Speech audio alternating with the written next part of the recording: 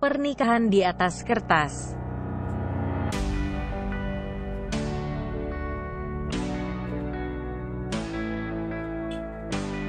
Jangan lupa subscribe ya, dukungan kalian untuk berkembangnya channel Novelku. Jangan lupa tersenyum. Kamu berhak bahagia, setidaknya untuk orang-orang yang kamu sayangi. Jangan lupa jaga kesehatan ya.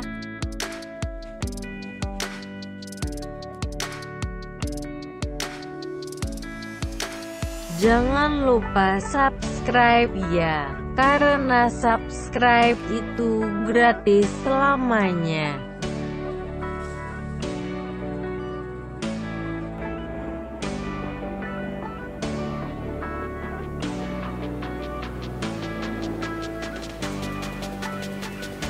Chapter 102.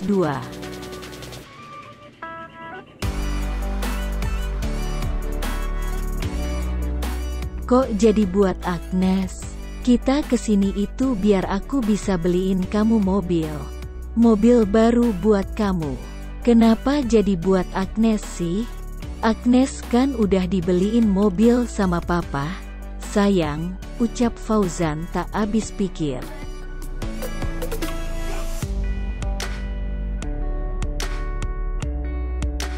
Senja tak menghiraukan perkataan sang suami.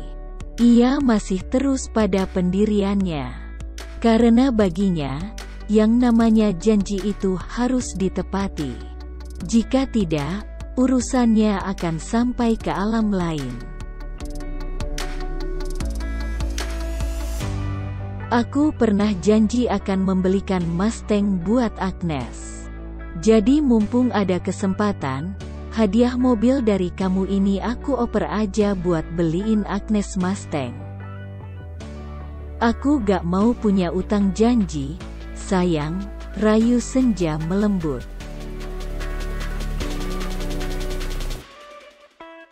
Senja membujuk sang suami yang masih mendatar. Wajahnya kian menakutkan, apalagi ada seseorang marketing yang mengikutinya sejak tadi. Sungguh membuat Fauzan mati kutu.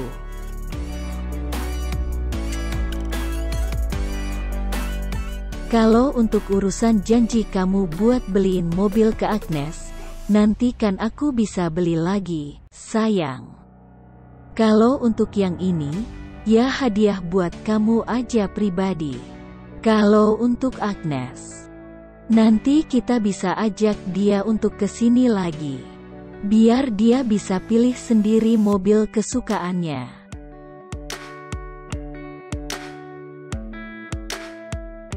Tapi sayang, aku ngerasa gak perlu-perlu banget untuk masalah mobil. Beneran deh. Aku malah cuma pengen bayar utang janjiku ke Agnes. Itu aja. Lagi juga, di garasi kamu kan masih ada mobil yang bisa aku pakai. Gak masalah kok, ucap Senja sambil tersenyum.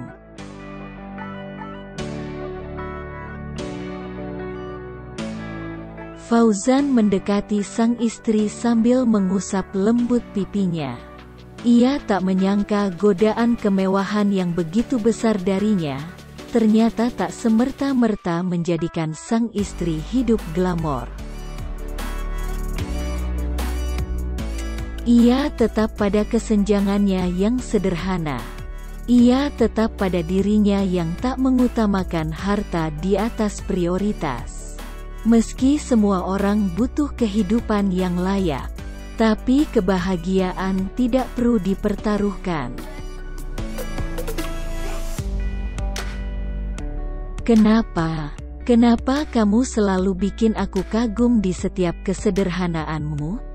Kenapa kamu selalu bikin aku kagum akan sifatmu yang tak ingin terlihat bergelimangan harta? Padahal kamu punya itu semua. Padahal kamu bisa beli apapun yang kamu mau. Itu sangat mudah, ucap Fauzan terheran-heran.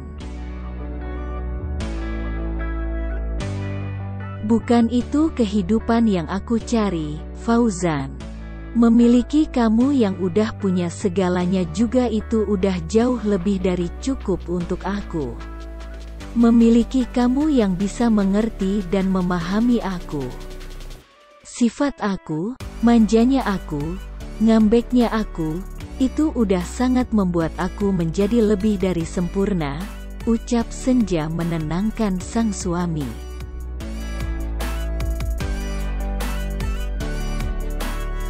Senja sangat bersyukur, akhirnya ia memiliki cinta yang benar-benar utuh dari laki-laki yang benar-benar tulus. Laki-laki yang mampu mengusap air mata kesedihannya. Laki-laki yang sanggup memaklumi segala sifatnya yang buruk. Apa itu mudah? Tentu saja tidak. Dan Senja sudah pernah jatuh pada laki-laki yang salah. Dulu.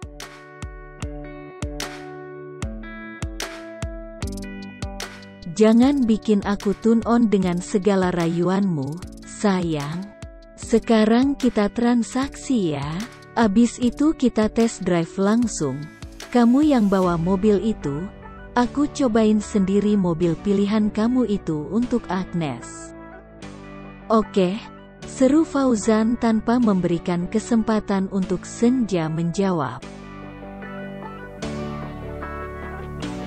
Fauzan langsung beralih ke seorang marketing yang tadi setia menunggu kegiatan mereka. Marketing itu pun tersenyum, karena akhirnya setelah memilah-milah, Senja pun tetap memilih mobil tersebut. Padahal mungkin jika uang yang dikeluarkan itu, bisa saja cukup untuk membeli sebuah rumah yang cukup mewah di ibu kota. Tapi sayangnya, rasa cinta Fauzan pada sang istri bisa memampukan itu.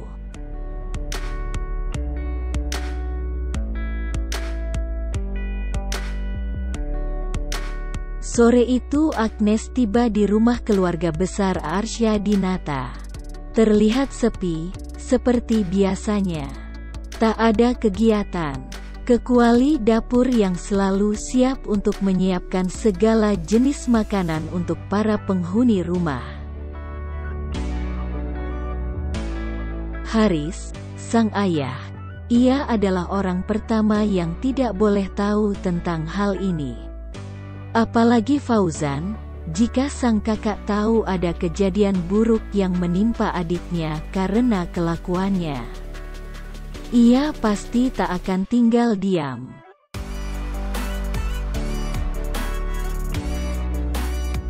Perpaduan antara dua laki-laki penguasa yang memiliki temperamental tak jauh beda itu, rupanya akan semakin membuat dunia hancur seketika.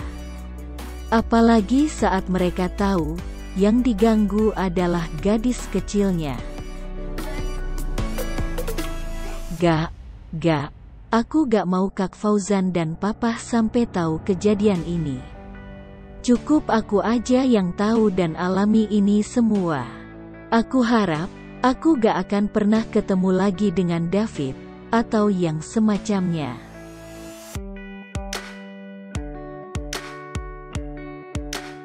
Mama sejak kapan ada di belakang aku?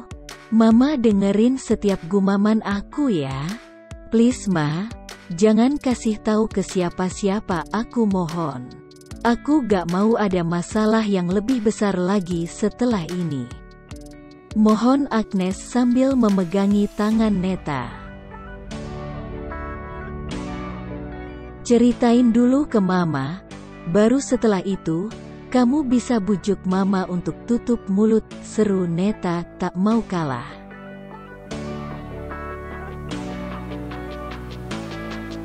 Agnes terpaksa menceritakan segala sesuatu yang ia alami beberapa hari ke belakang.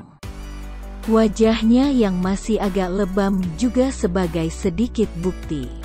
Dan Neta, ia tak cukup sabar untuk melihat hal itu. Sang putri yang ia besarkan sebaik mungkin, bahkan dalam keadaan tersulit sekalipun, bisa-bisanya dilukai oleh orang lain. Neta tak terima begitu saja. Neta pun naik pitam. Air mata yang jatuh, harus dibalas bukan?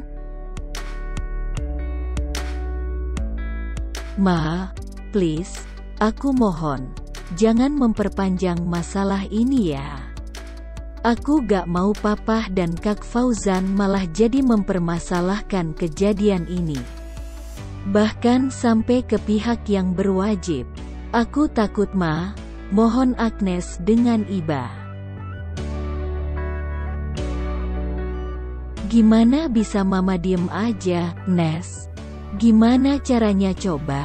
Kamu diperlakukan seperti itu sama orang yang sejahat itu, gimana caranya Mama bisa diem aja? Kasih tahu Mama.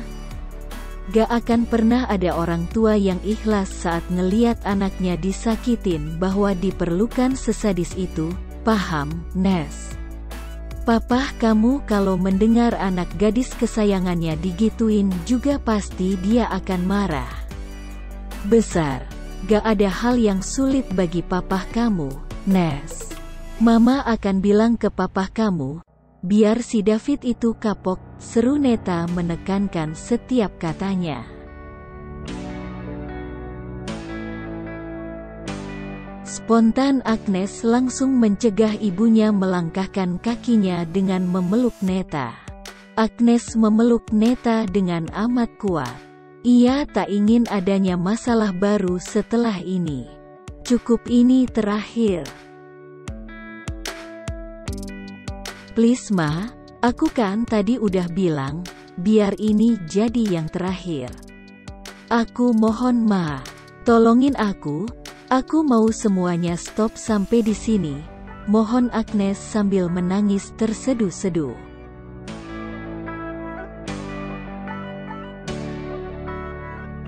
Neta menarik nafasnya dalam-dalam. Ia tak menyangka sebegitu pedulinya sang putri pada keluarganya. Hingga ia merelakan selesainya dendam tanpa harus adanya lagi pembalasan. Apapun akan Mama lakukan untuk kamu, Nes. Tapi kamu harus janji sama Mama, jangan pernah bohongin Mama lagi. Apalagi untuk masalah sebesar ini. Mama tahu, kamu mudah memaafkan. Tapi jangan jadikan itu kelemahan kamu. Mama gak tega ngeliat kamu ditindas terus-menerus.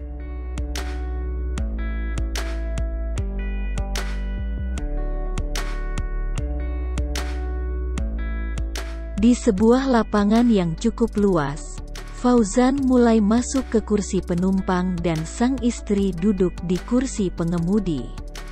Rasanya canggung, tapi mau bagaimana lagi? Membuat pengalaman tak terlupakan itu tak mudah. Di bawah gulitanya malam yang cukup indah terhias bintang, senja sesekali tersenyum pada Fauzan. Ia mengisyaratkan bahwa ia sedang bahagia. Bahagia karena permintaannya dengan cepat terkabul. Kenapa senyum-senyum mulu kayak gitu? Kamu lagi ngegoda aku ya? Pengen minta dibeliin apa lagi setelah ini? Tanya Fauzan menawarkan diri. Oh iya, martabak kamu sebentar lagi sampai.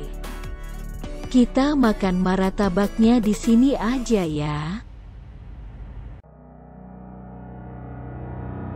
Senja tak menjawab, ia tertegun sambil memegang tangan sang suami. Sejuk, ya begitulah. Fauzan yang selama ini ia kenal sebagai seorang yang arogan dan otoriter, ternyata memiliki sisi hangat. Makasih ya, kamu udah bikin hariku tercipta dengan sangat istimewa. Aku udah lama banget rindu sama martabak, ucap Senja sambil berkaca-kaca.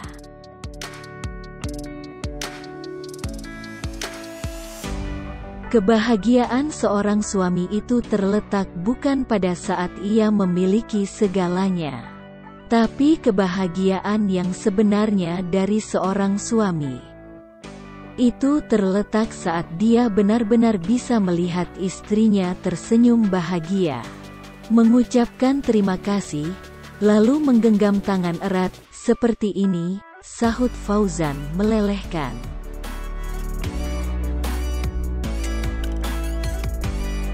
Senja semakin kagum dengan sisi lain sang suami yang selama ini tak ia kenal.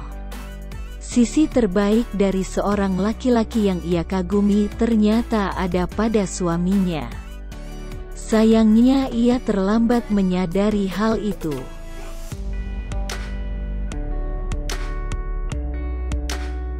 Mau sampai kapan ngeliatin aku kayak gitu? Yang ada keburu malam. Terus martabak kita gak nyampe-nyampe. Lalu akunya gak lega-lega ini buat menuntaskan apa yang harus dituntaskan. Ucap Fauzan menggaruk kepalanya dengan kikuk. Ah kamu, dikit-dikit pengen, dikit-dikit kesetrum. Bisa gak sih jangan mesum mulu kalau mikir tuh, seru Senja mengejek suaminya. Fauzan terkekeh dengan ucapan ejekan dari sang istri. Bagaimana tidak? Ia memang begitu sifatnya jika sudah tersentuh sang istri. Langsung kontraksi dengan segala macam reaksi yang membuat sang istri kesal.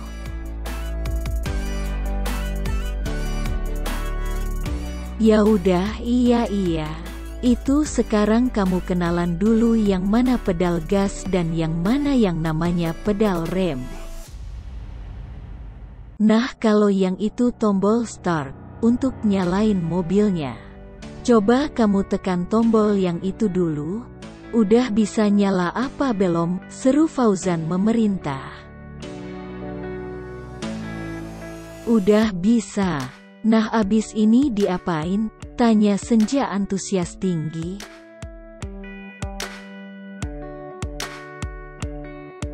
Kamu injek pedal kopling sama pedal rem bersamaan, abis itu kamu lepas rem tangan yang ini, ucap Fauzan sambil memeragakannya.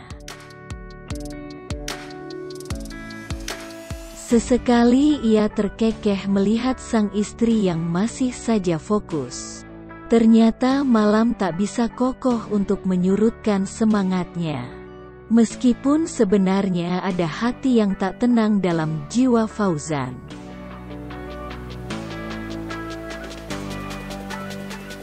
Udah nih, iya aku ingat. Udah bisa jalan nih mobilnya.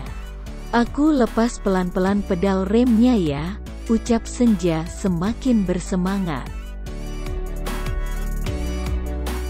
Di tengah semangatnya yang tinggi, Senja baru tersadar bahwa tak ada respon lagi dari Fauzan. Ia malah terdiam memandangi tanpa menjawab. Pikirannya seakan kosong dan datar begitu saja. Fauzan, kamu kenapa sih? Aku lagi nyetir loh. Jangan dilepasin gitu aja. Nanti kalau mobil barunya Agnes ini lecet gimana? Aku gak ada duit buat ganti yang baru. Kesal Senja sambil menghentikan laju mobilnya. Aku takut sayang. Aku takut, kalau besok-besok kamu udah lancar bawa mobilnya, kamu akan pergi ninggalin aku sendiri. Bukan karena aku takut kamu pergi bawa mobil aku, tapi aku takut kamu pergi bawa separuh jiwa aku. Aku gak mau, aku maunya kamu tetap di samping aku dan bergantung terus sama aku. Ucap Fauzan dengan tingkat keposesifan yang tinggi.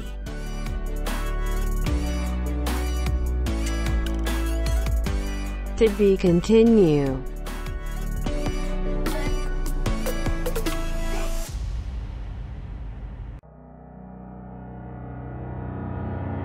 Jangan lupa subscribe dan follow Instagramku Yao. Jaga kesehatan selalu.